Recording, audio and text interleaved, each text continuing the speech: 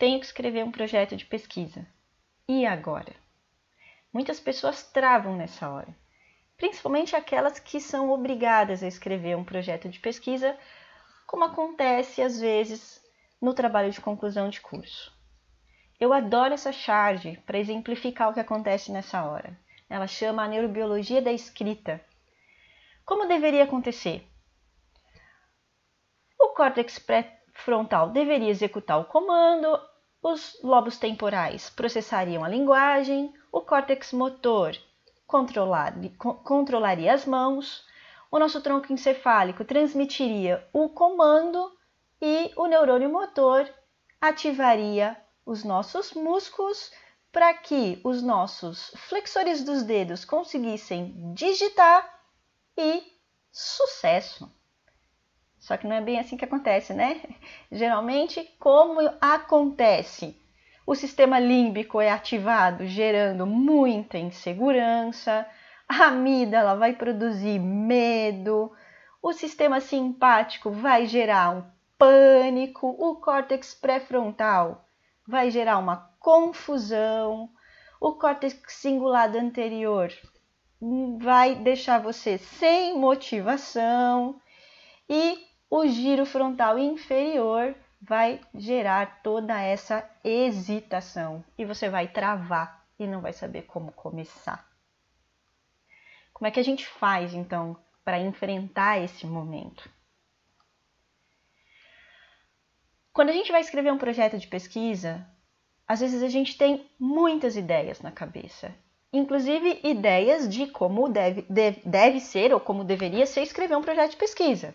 Eu sei que eu preciso pensar num problema, eu preciso definir um tema, eu vou ter que ler muito texto, eu vou ter que fazer coleta de dados ou não, eu vou ter que fazer um levantamento na bibliografia, eu vou ter que arrumar um foco, eu vou ter que ter um objetivo. Essas coisas normalmente a gente já viu em algum momento da nossa formação quando a gente estudou metodologia da pesquisa, mas na hora de botar essas ideias no papel e de organizar essas ideias no papel, muitas vezes a gente não sabe muito bem como fazer. Então, a primeira coisa que a gente tem que fazer é organizar essas ideias. Sem organização, a gente não consegue escrever um bom projeto. Sem organização, a gente não consegue nem começar a escrever um bom projeto. Então, antes de mais nada, a gente parte de alguns questionamentos. Por exemplo, o que é um projeto de pesquisa? Você sabe exatamente o que é um projeto de pesquisa? Que projeto eu quero? Você sabe que projeto você quer executar? Que projeto a ciência quer? Porque não basta ser um projeto interessante para você, mas tem que ser um projeto interessante para as outras pessoas também. Que tipo de contribuição esse seu projeto vai trazer? Começando então pelo primeiro questionamento, o que é um projeto de pesquisa? Um projeto de pesquisa nada mais é do que o planejamento dessa pesquisa. Se eu tiver um bom planejamento, as chances de eu escrever um bom projeto de pesquisa e a chance desse projeto de pesquisa virar uma boa pesquisa é muito maior. No projeto é onde a gente vai detalhar os fundamentos para a nossa pergunta de pesquisa, os objetivos desse estudo, os objetivos desse projeto de pesquisa e quais caminhos eu vou percorrer, quais ferramentas eu vou usar para atingir esses objetos de pesquisa, esses objetivos de pesquisa. Então, geralmente, é muito comum a gente ouvir falar nos 5 Ws. Na verdade, são 5 Ws e um H, como vocês podem ver ali em cima, né? Então, who, when, where, how, why e what são os guias do nosso projeto de pesquisa. Então, o who, quem eu vou estudar, o when é quando, o where é onde eu vou fazer isso, o how é como eu vou fazer isso, o why, por que eu vou fazer isso e o what, o que eu vou fazer. Tá fora de ordem nessa imagem, a gente vai reordenar isso conforme a gente for abordando cada um dos aspectos do projeto de pesquisa. Mas um bom projeto de pesquisa tem que conter a resposta para essas perguntinhas básicas. Com isso eu consigo abordar o assunto de uma maneira organizada, de forma a planejar o que eu vou ter que fazer quando eu for executar essa pesquisa. Que projeto eu quero? E às vezes essa é a parte mais difícil. Às vezes a gente não quer projeto nenhum, às vezes a gente não tem certeza de que projeto a gente quer. Às vezes a gente quer vários projetos, a gente pensa em várias coisas e tem dificuldade de escolher uma delas ou de encontrar um foco dentro de uma determinada ideia. Então, a primeira coisa que você precisa estabelecer é por qual tema você se interessa. Essa é a primeira coisa. Ah, mas eu me interesso por tanta coisa. Então, o que você gostaria de estudar neste momento? Essa parte é importante de definir. Você tem que sentir prazer no que você está fazendo. Você tem que gostar de estudar aquele determinado assunto. Se você escolher um projeto simplesmente porque foi esse que apareceu, então vai esse mesmo, né? Ou porque eu gosto muito de um professor e ele me propôs fazer um projeto, eu não gosto muito desse assunto, mas é isso que apareceu, é isso que eu vou fazer. Não funciona.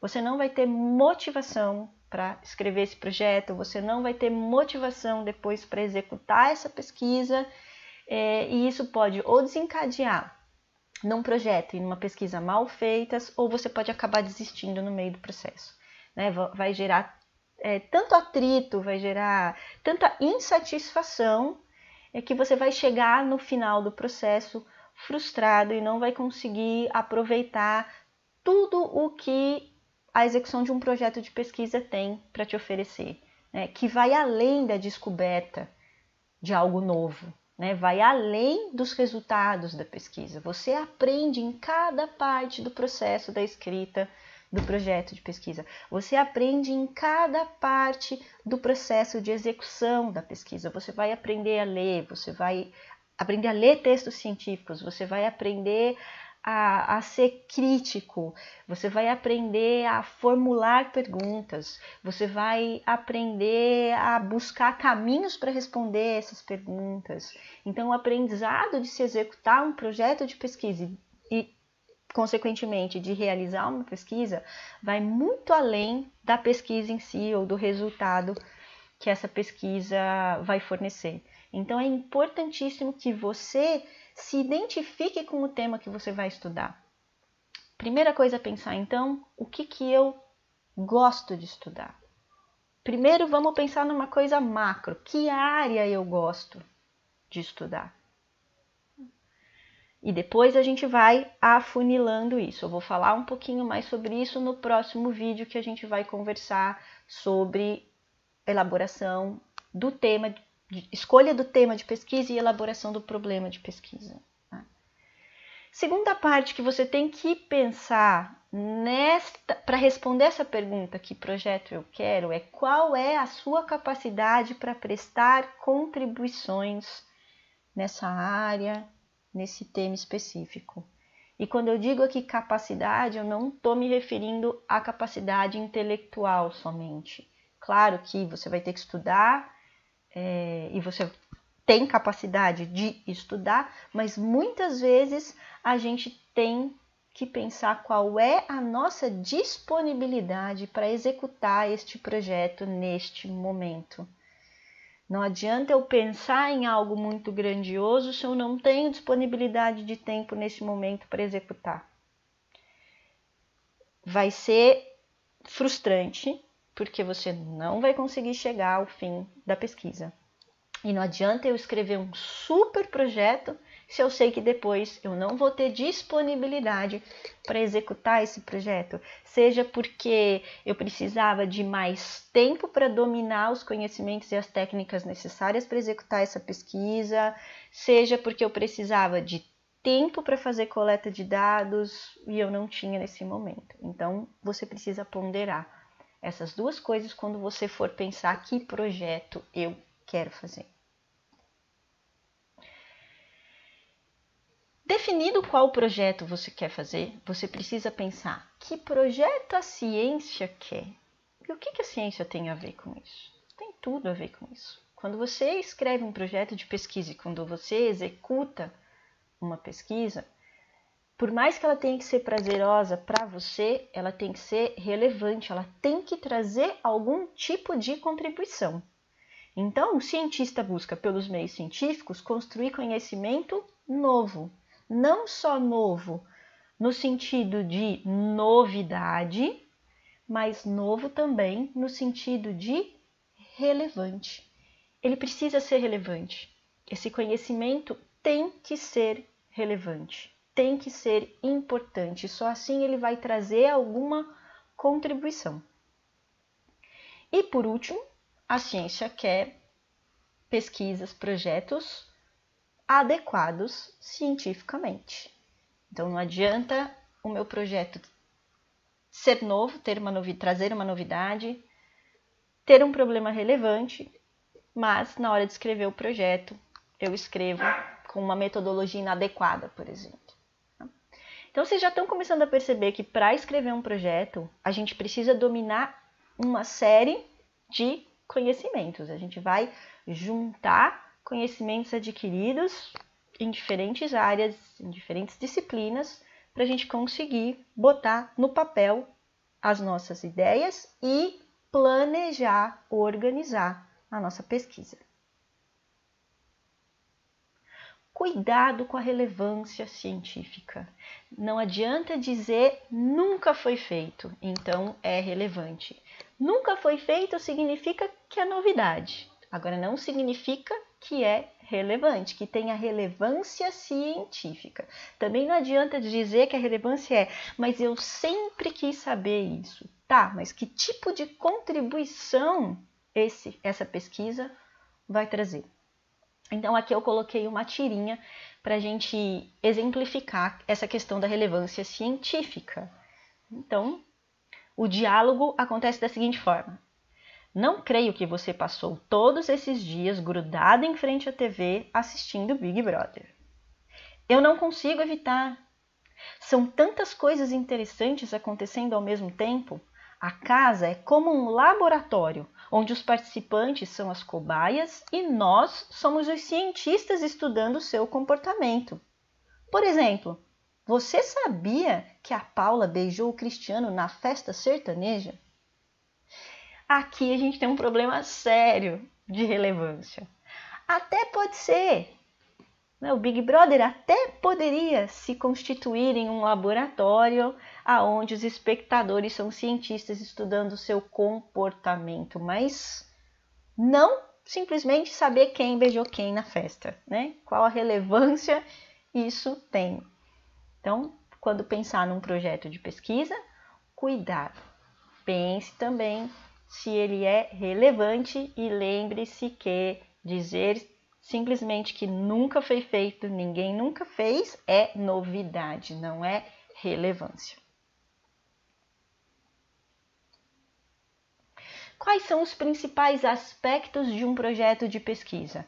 Primeiro, a novidade da proposta. Se alguém já fez, por que eu vou fazer de novo? Claro que a gente tem vários estudos de replicação que os pesquisadores refazem um determinado trabalho que já foi feito, mas para tentar comprovar, né, aquele resultado, ou porque surgiu um novo questionamento, ou porque eu vou abordar de uma maneira diferente, com um método diferente, para ver se eu chego na mesma resposta. Mas a princípio tem que ter algum objetivo diferente, tem que ter alguma novidade nessa proposta.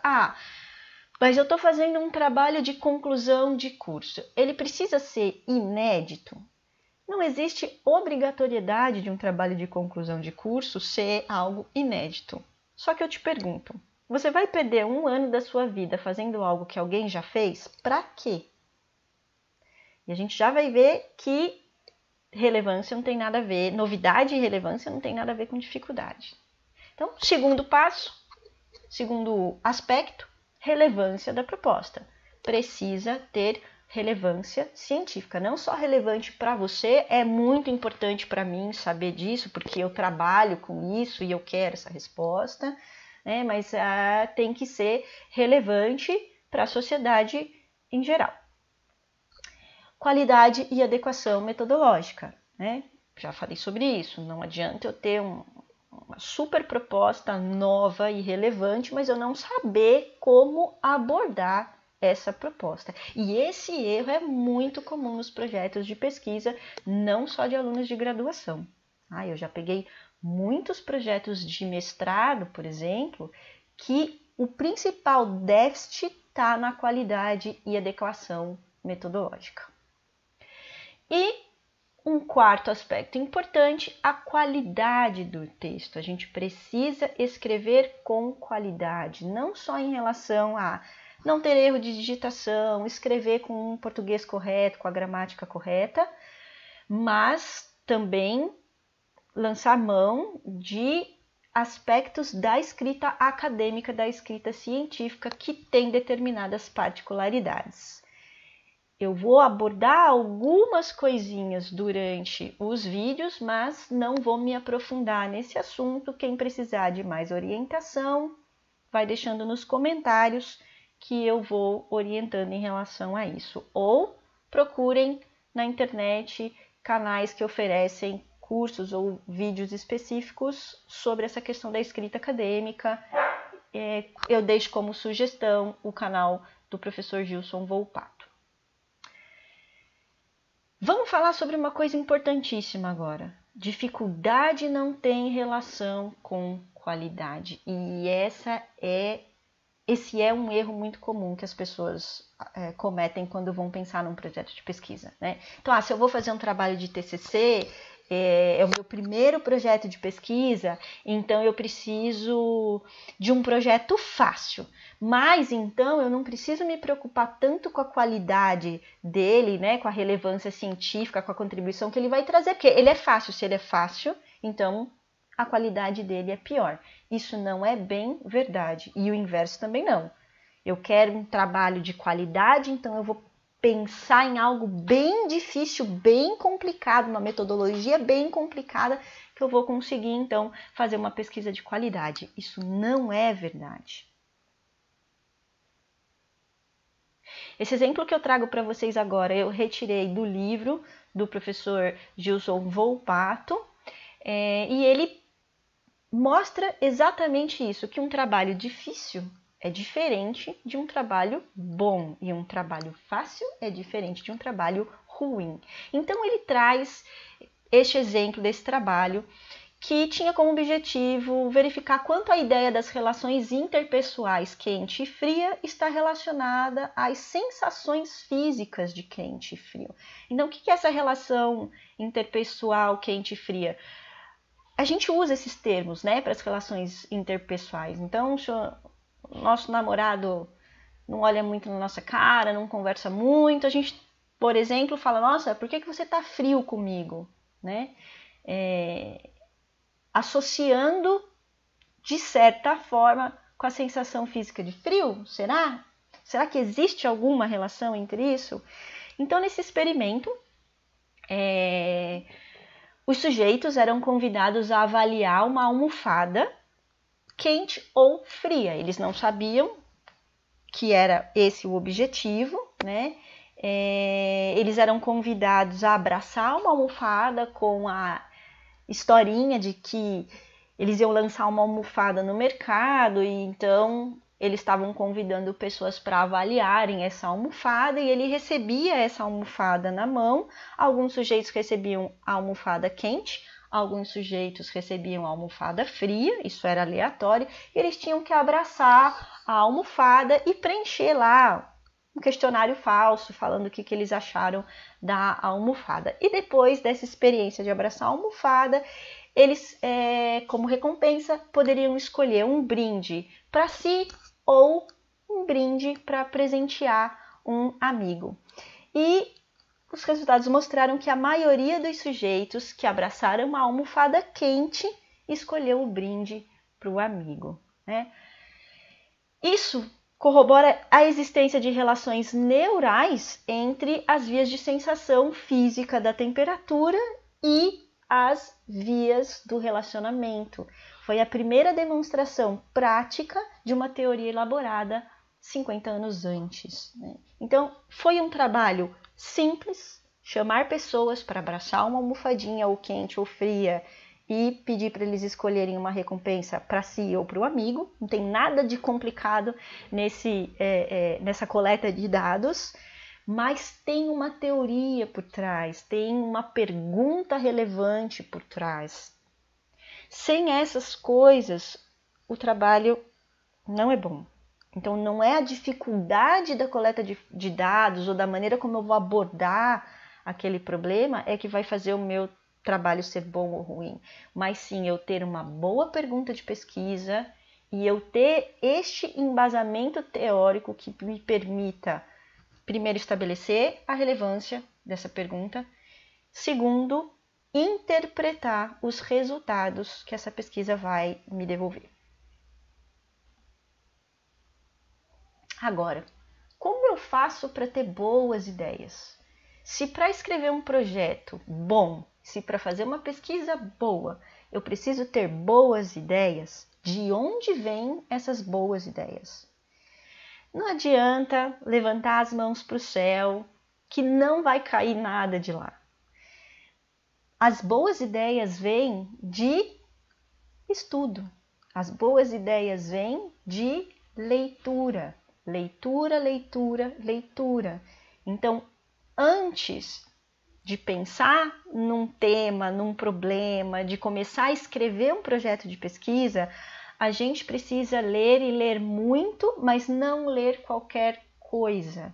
Hoje a gente tem que tomar muito cuidado, porque a gente tem que separar o que é informação boa do que é informação ruim. Eu não vou pensar num projeto de pesquisa, eu não vou conseguir desenvolver um bom tema, um tema relevante, lendo só blog, lendo só coisas da internet. Tem muita coisa boa em blog, tem muita coisa boa na internet, mas também tem muita coisa ruim. Então, a princípio, aonde a gente vai buscar as informações se eu quero fazer um projeto de pesquisa científica? Em revistas científicas. E, de preferência, em revistas científicas boas. Não sei diferenciar se essa revista científica é boa ou não é. Pergunte para alguém mais experiente. Cuidado que a gente tem muita revista ruim no mercado hoje. A gente tem muita revista chamada, por exemplo, de revista predatória. Você sabe o que é revista predatória? E hoje a gente tem várias. Basicamente é aquela frase, pagou, passou, né? Pagou, publicou. Então, são revistas que têm um processo editorial falho, que tem um processo de revisão dos artigos falhos. Então, acaba publicando coisas que não necessariamente são de boa qualidade. Não sabe identificar se essa revista é boa ou não? Pergunte para o seu professor, pergunte para um colega mais experiente, deixe um comentário aqui no vídeo e a gente vai conversando, tá? E por que eu estou falando de revistas e não livro? Eu não posso buscar informações no livro? Pode, você pode estudar por livros, você pode buscar informações em livros, mas dependendo da área, é preferível que você busque artigos científicos, principalmente na área biológica, na área da saúde. Os artigos científicos eles são preferíveis aos livros. Por quê? Primeiro, porque eles têm informações mais recentes. O processo de publicação do livro é muito lento. Os livros, às vezes, não têm as edições atualizadas para atualizar a literatura, então acabam trazendo informações mais antigas e o fluxo de informação nova hoje em dia é muito grande. Então, às vezes, algo que uma pesquisa mostrou há 10 anos atrás, hoje já tem uma pesquisa melhor, mais avançada, que usou métodos mais modernos, por exemplo, e que chegou num resultado diferente. Então, vocês precisam estar sempre se atualizando. Claro que quem for fazer pesquisa mais na área de história, a coisa muda. Quem vai fazer pesquisa em documentos, a coisa muda. Minha experiência maior é na pesquisa a partir do método científico na área da saúde, na área de biológicas. Então, eu vou acabar sempre dando mais exemplos e puxando mais para esse lado, tá? O que eu começo lendo? Você pode começar lendo um bom artigo de revisão de literatura. Tá? Hoje em dia está muito comum, principalmente na área da saúde, os artigos de revisão sistemática, com ou sem meta-análise. Os artigos de revisão sistemática com meta-análise são considerados níveis altos de evidência na área médica. Então, se o teu problema de pesquisa vai se enveredar por aí, procure um bom artigo de revisão para você começar a se atualizar, para você começar a ter essa ideia do que foi feito, né, do que se sabe até esse momento em relação a esse assunto que me interessa. É só lendo e lendo muito que eu vou conseguir perceber um buraco ali na literatura de algo que ainda não foi estudado, né? Ou, muitas vezes, as pesquisas, elas não são 100% conclusivas, elas tiram conclusões, mas elas também apontam para a necessidade de trabalhos futuros, elas acabam descobrindo novas ou levantando novas hipóteses que você, por exemplo, pode abordar na sua pesquisa. Então, primeira dica, leia e leia muito. Se você está escrevendo o seu projeto de pesquisa nesse momento, está precisando escrever o seu processo de pesquisa, o seu projeto de pesquisa nesse momento, qual é a sugestão que eu tenho para você agora? Antes de assistir o próximo vídeo, leia. Procure um artigo de revisão sobre um assunto que você goste. Não precisa bater o martelo agora, é sobre isso que eu vou estudar, esse é o tema que eu quero, mas a sugestão que eu te dou neste momento é: leia um artigo sobre um tema que você ache interessante. Comece a ler, porque só assim você vai conseguir escolher um bom tema, pensar num bom problema e abordar esse problema da maneira mais adequada.